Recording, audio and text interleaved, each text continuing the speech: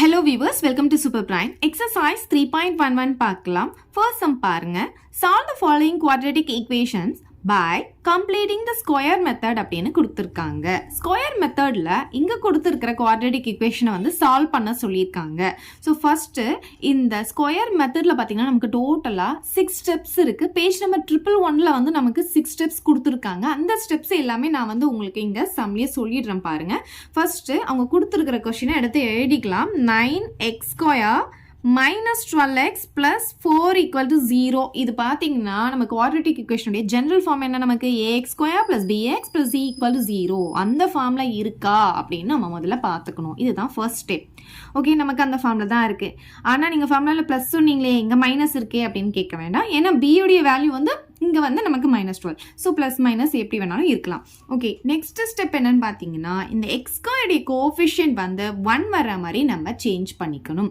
So in case இங்கே 1 வராமல் வேற நம்பர் இருந்துச்சுன்னா இங்கே என்ன நம்பர் இருக்கோ அந்த நம்பரால் டோட்டலாக நம்ம என்ன பண்ணிடணும், டிவைட் பண்ணணும். இப்போ என்ன பண்ணலாம், இந்த 9ஆல் ரெண்டு சைடும் டிவைட் பண்ணிக்கலாம்.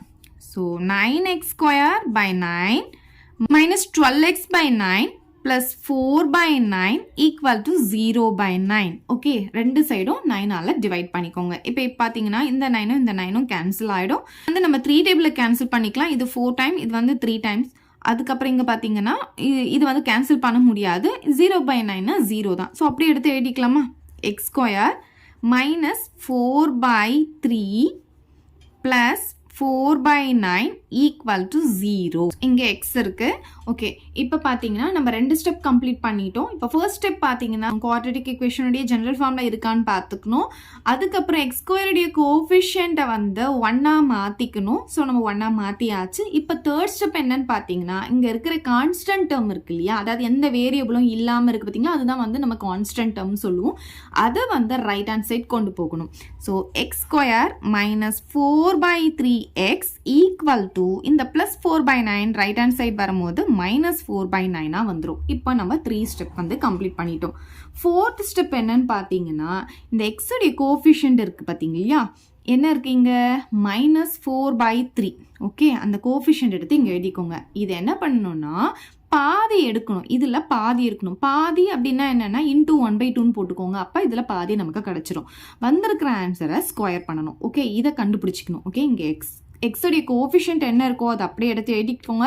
இன்டூ 1/2 போட்டு ஹோல் ஸ்கொயர் போட்டுக்கோங்க. இது கேன்சல் பண்ண முடிஞ்சா நம்ம கேன்சல் பண்ணிக்கலாம். இப்போ பாருங்க இந்த 2 வந்து 1 டைம், இது வந்து 2 டைம்ஸ் நம்ம கேன்சல் பண்ணிக்கலாம். அப்போ நமக்கு என்ன வருதுன்னு பார்த்தீங்கன்னா -2/3 the ஹோல் ஸ்கொயர்னு கிடைக்கும்.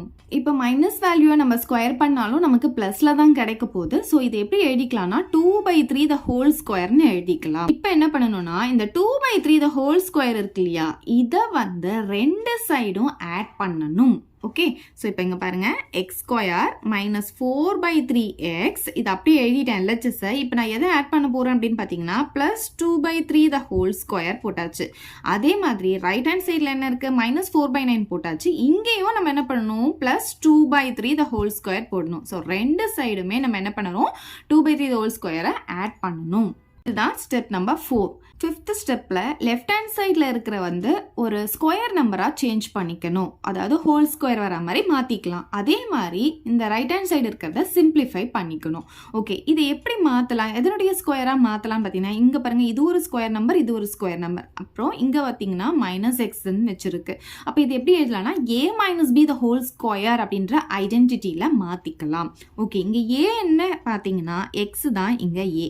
b என்னன்னு பார்த்தீங்கன்னா இங்க 2/3 இருக்கு. பட் இங்க மைனஸ் இருக்கிறதுனால -2/3 the ஹோல் ஸ்கொயர்னு போட்டுக்கலாம். a என்னன்னு பார்த்தீங்கன்னா நமக்கு இங்க x, b என்னன்னு பார்த்தீங்கன்னா நமக்கு இங்க 2/3. ஓகே, ஸோ a ஸ்கொயர்னு சொல்லும் போது நமக்கு இங்க x ஸ்கொயர் இருக்கு. இங்க b ஸ்கொயர்னு சொல்லும் போது இங்க பாருங்க 2/3க்கு ஹோல் ஸ்கொயர் இருக்கு. நெக்ஸ்ட் இங்க -2ab வந்திருக்கான்னு பாருங்க.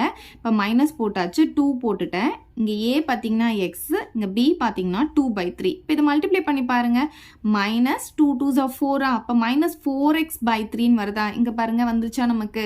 இதை எப்படி எழுதலாம்னா எக்ஸ் மைனஸ் 2/3 த ஹோல் ஸ்கொயர்னு எழுதிக்கலாம். ஒரு ஸ்கொயர் நம்பராக சேஞ்ச் பண்ணியாச்சு. அதே சமயம் ரைட் ஹேண்ட் சைடை சிம்பிளிஃபை பண்ணணும். ஸோ -4/9 அப்படியே போட்டுக்கலாம். இப்போ இதை ஸ்கொயர் பண்ணிக்கலாம். 2க்கு ஸ்கொயர் போட்டால் நமக்கு 4 கிடைக்கும். 3க்கு ஸ்கொயர் பண்ணால் நமக்கு 9 கிடைக்கும். இங்கே பாருங்க -4/9 இங்கே +4/9. அப்போ இது ரெண்டுமே நமக்கு கேன்சல் ஆகிடுமா? அப்போ என்ன வரும்? இங்கே 0ன்னு கிடச்சிரும். இங்கே என்ன இருக்குது? எக்ஸ் மைனஸ் 2/3 த ஹோல் ஸ்கொயர் இருக்குது. 6th ஸ்டெப் என்னன்னு பார்த்தீங்கன்னா ரெண்டு சைடும் ஸ்கொயர் ரூட் எடுக்கணும். இப்போ பாருங்க எக்ஸ் மைனஸ் 2/3 த ஹோல் ஸ்கொயர் இருக்கா, இதுக்கும் ஸ்கொயர் ரூட் எடுக்கணும். அதே மாதிரி இங்கே ரைட் ஹேண்ட் சைடும் ஸ்கொயர் ரூட் எடுக்கணும். எப்பவுமே எந்த வேரியபிளும் இல்லாமல் நம்பர் மட்டும் இருந்துச்சுன்னா நம்ம ஸ்கொயர் ரூட் எடுக்கும் போது ப்ளஸ் ஆர் மைனஸ் போடணும். ஓகே, இப்போ பாருங்க இந்த ஸ்கொயர் ரூட்டும் இந்த ஸ்கொயரும் கேன்சல் ஆகிடும். அப்போ என்ன ஆகும்? நமக்கு எக்ஸ் மைனஸ் 2/3ன்னு நமக்கு இங்கே கிடைக்கும். இங்கே பார்த்தீங்கன்னா நமக்கு ப்ளஸ் ஆர் மைனஸ் ஸ்கொயர் ரூட்ல இருந்து 0வை நம்ம வெளியெடுத்தாலும் நமக்கு 0 தான் கிடைக்கும். இப்போ நமக்கு எக்ஸோடைய வேல்யூ தான் வேணும். அதனால இந்த -2/3 ரைட் ஹேண்ட் சைடு நமக்கு வந்துடும். ஸோ ப்ளஸ் ஆர் மைனஸ் 0 + 2/3ன்னு நமக்கு கிடைக்கும். ஸோ நமக்கு எக்ஸோடைய வேல்யூ வந்து 2 டைம்ஸ் நமக்கு 2/3 கிடைக்கும். பாருங்க எக்ஸ் ஈக்குவல் டு 2/3, 2/3. ஏன்னா ரெண்டு தடவை நமக்கு +0 -0 இருக்கிறதுனால நமக்கு ரெண்டு ரூட் எடுத்து எழுதணும். ஏன்னா நமக்கு இங்கே பார்த்தீங்கன்னா டிகிரி 2 இருக்குது. அதனால எக்ஸோடைய வேல்யூ 2 டைம்ஸ் நம்ம எழுதி தான் ஆகணும். அதனால நம்ம இங்கே 2 டைம்ஸ் நம்ம எழுதிக்கணும். இப்போ நெக்ஸ்ட் சப்டிவிஷன் பார்க்கலாம். இப்போ செகண்ட் சப்டிவிஷன் பாருங்க. இங்க பாத்தீங்கன்னா நமக்கு கொடுத்துருக்க கொஸ்டின் வந்து குவாட்ரேட்டிக் ஈக்குவேஷனுடைய ஜெனரல் ஃபார்ம்ல இருக்கான்னு பார்க்கணும். நமக்கு இங்க ஜெனரல் ஃபார்ம்ல இல்லை. ஸோ ஜெனரல் ஃபார்முக்கு சேஞ்ச் பண்ணிக்கலாம். அதனால என்ன பண்ணலாம்னா இதை கிராஸ் மல்டிப்ளிகேஷன் பண்ணிக்கலாம்.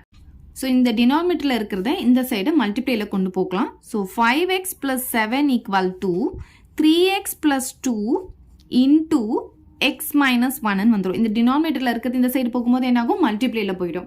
ஓகே, இப்போ 5x + 7 அப்படியே வச்சுக்கலாம். இதை வந்து நம்ம மல்டிப்ளை பண்ணலாம். ஃபர்ஸ்ட் 3x கூட இந்த ரெண்டுத்தையும் மல்டிப்ளை பண்ணலாம். 3x கூட எக்ஸை மல்டிப்ளை பண்ணும்போது 3x² கிடைக்கும். அப்புறம் இந்த 3x கூட இந்த -1 மல்டிப்ளை பண்ணும்போது -3x கிடைக்கும். இப்போ 2 கூட இந்த எக்ஸை மல்டிப்ளை பண்ண போகிறோம். அப்போ +2x வரும். இந்த 2 கூட இந்த -1 மல்டிப்ளை பண்ணும்போது -2 கிடைக்கும்.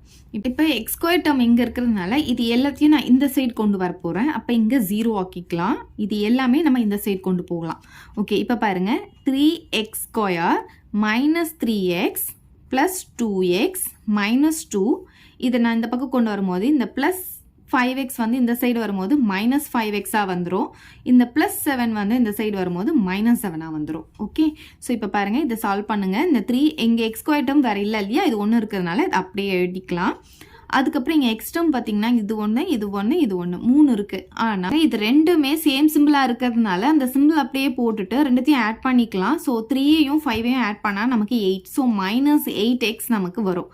அதுக்கப்புறம் இங்கே பார்த்தீங்கன்னா +2x இருக்குது. இப்போ வேறு வேறு சிம்பிள் இருக்கிறதால பெரிய நம்பர்லேருந்து சின்ன நம்பர் மைனஸ் பண்ணுவோமா? அப்போ என்னாகும்? 8ல் 2 போச்சுன்னா 6 கிடைக்கும். இந்த எக்ஸ் அப்படியே போட்டுக்கணும்.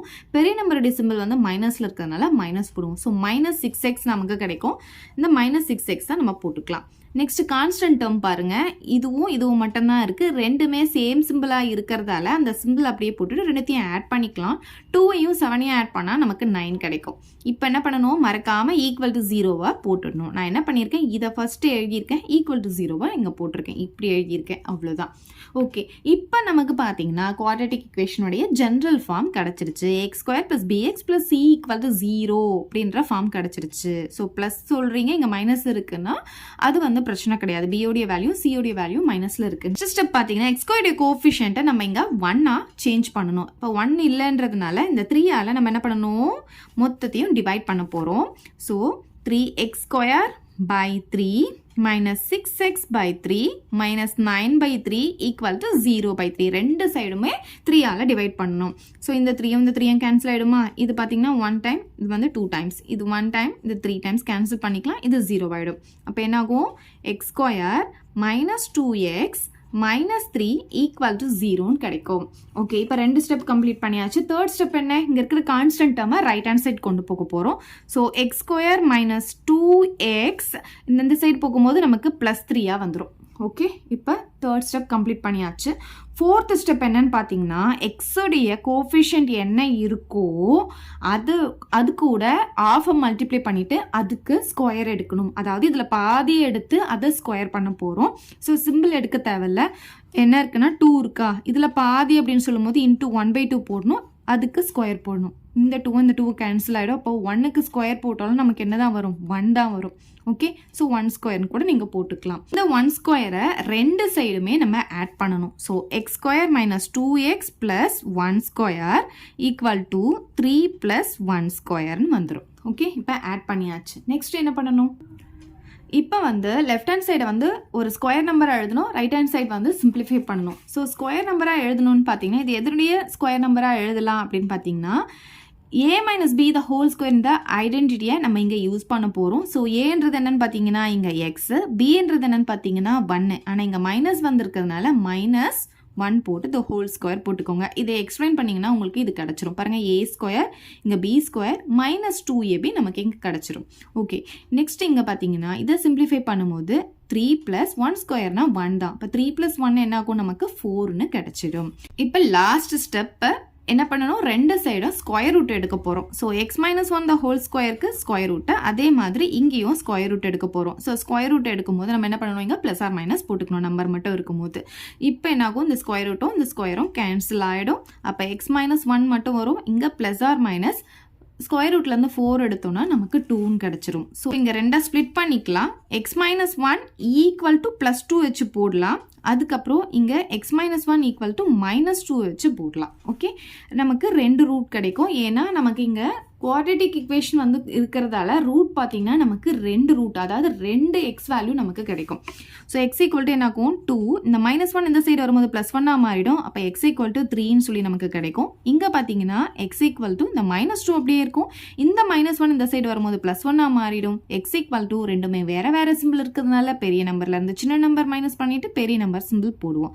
ஸோ -1 நமக்கு கிடைக்கும். அப்போ எக்ஸுடைய வேல்யூ பார்த்தீங்கன்னா நமக்கு 2 வேல்யூ கிடைக்குது. ஒன்று -1, இன்னொன்று பார்த்தீங்கன்னா 3ன்னு கிடைக்குது. அவ்வளோதான் இந்த சம். ஏதாவது டவுட் இருந்தால் கமெண்ட் பண்ணுங்கள். உங்கள் ஃப்ரெண்ட்ஸ்க்கு இந்த வீடியோவை ஷேர் பண்ணுங்கள். தேங்க்யூ. இந்த வீடியோ உங்களுக்கு பிடிச்சா லைக் பண்ணுங்க, ஷேர் பண்ணுங்க. இது வரைக்கும் நம்ம சேனலை சப்ஸ்கிரைப் பண்ணாதவங்க சப்ஸ்கிரைப் பண்ணிடுங்க. மறக்காம பக்கத்தில் இருக்க பெல் பட்டனையும் பிரஸ் பண்ணிடுங்க.